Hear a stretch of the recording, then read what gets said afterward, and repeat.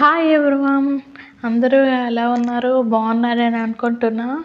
ఈరోజు చేపల ఫ్రై కొంచెం ఆయిల్తో ఎలా చేసుకోవాలో చూద్దామా, అలాగే చేపల పులుసు కూడా ఎలా పెట్టుకోవాలో చూద్దామా. ముందుగా చేపల్ని బాగా శుభ్రం చేసుకోవాలి. సాల్ట్ వేసి శుభ్రం చేసుకుంటే బాగా శుభ్రం అయిపోతాయి. అక్కడే కట్ చేయించుకొని వేస్ట్ పార్ట్స్ అన్నీ అక్కడే తీయించేసి మా ఆయన తీసుకొచ్చేసారు. ఈ చేప అంట కేజీ 400 అంట.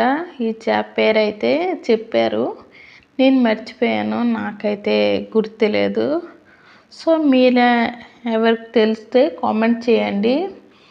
ఆ చేపలను ఉప్పు, కారం, పసుపు, ఇంకా అల్లం వెల్లుల్లి పేస్టు, గరం మసాలా వేసుకొని బాగా కలుపుకోవాలి. కలుపుకున్నాక ప్యాన్లో ఆయిల్ వేసుకొని ఇలాగ వీడియోలో చూపించిన విధంగా 1 by 1 వేసుకోవాలి పెనం పైన. ఆ తర్వాత తిరగ వేసుకుంటే ఆయిల్ మళ్ళీ వేయాల్సిన అవసరం లేదు. సరిపోయే ఆయిల్ వేసాను కదా, చూడు ఏ ఆయిల్ లేకుండా మళ్ళీ తిరిగేసాను. చేప ముక్కలకి బాగా ఉప్పు కారం పట్టాయి కదా, బాగా వేగిపోయాయి. చేపల ఫ్రై అయిపోయింది. ఇక చేపల పులుసు ఎలా చేసుకోవాలో చూద్దామా.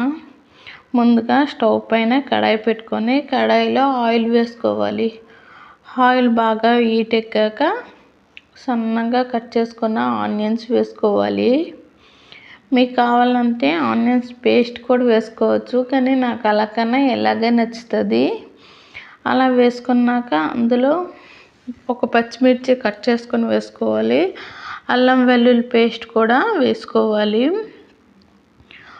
కొంచెం నాన్ వెజ్ ఐటమ్స్కి అల్లం వెల్లుల్లి పేస్ట్ కొంచెం ఎక్కువగా ఉంటే బెటరు. తర్వాత ఉప్పు, పసుపు వేసుకొని బాగా కలుపుకొని మూత పెట్టుకోవాలి. మూత పెట్టుకున్నాక సిమ్లో పెట్టుకొని బాగా వేయించుకుంటే 2 minutesకి మూత తీస్తే చూడండి ఎంత బాగా వేగిపోయాయో. ఆయిల్ పైకి తేలింది కదా, బాగా వేగిపోయాయి. ఇక 2 టమాటాలు, పెద్ద సైజు టమాటాలు కట్ చేసుకొని మిక్సీ కట్టుకొని వేసుకోవాలి. వేసుకొని ఇది కొంచెం బాగా కలుపుకొని ఆయిల్ పైకి తేలే వరకు మూత పెట్టుకోవాలి. బాగా కలుపుకొని మూత పెట్టుకుంటే చూడండి నాకైతే 2 minutes పట్టింది. 2 minutes 5 minutes అని చెప్పడం కన్నా ఆయిల్ పైకి తేలే వరకు సిమ్లో పెట్టుకొని బాగా వేయించుకుంటే చూడండి అయిందా.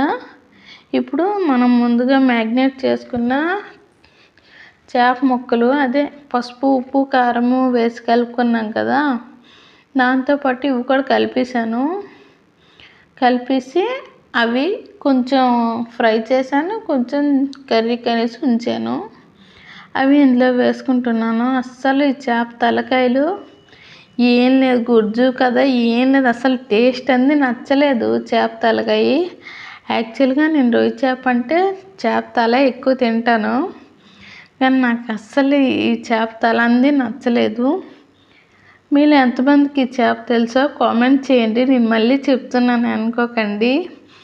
అసలు ఈ చేప నాకు ఫ్రైయే తిన్నాను, కానీ ఈ కర్రీలోన స్మూత్గా ఉంటాయి కదా, నడుము ముక్కలు అంటారు, అవే తిన్నాను. సో అవన్నీ సోదెందుకు, కానీ అవి వేసుకున్నాక చింతపండు రసం వేసుకోవాలి.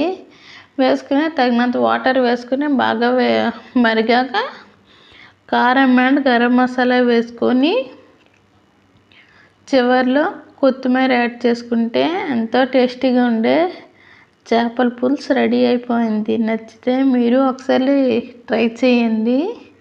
నేను ఈ స్టైల్లో చేస్తాను. అలాగే ఈ చేప పేరేంటో కామెంట్ చేయండి. నాకైతే ఈ చేప తల అస్సలు నచ్చలేదు. బాయ్ బాయ్, ఇంతవరకు చూసినందుకు ధన్యవాదాలు.